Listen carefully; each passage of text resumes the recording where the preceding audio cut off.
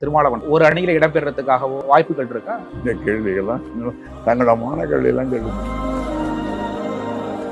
எல்லா கட்சியும் எந்த கட்சியாக இருந்தாலும் என்ன சொல்லுவாங்க, இது மக்களுக்கான மாற்றம், மக்களுக்கான முன்னேற்றம், அந்த கொள்கை மக்களுக்கான கொள்கை அப்படின்னு சொல்லுவாங்க.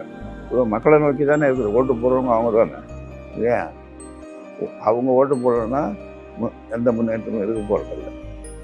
அதனால் அதுக்கு தகுந்த மாதிரி மக்களுடைய வாக்குகள் கிடைக்கணும்.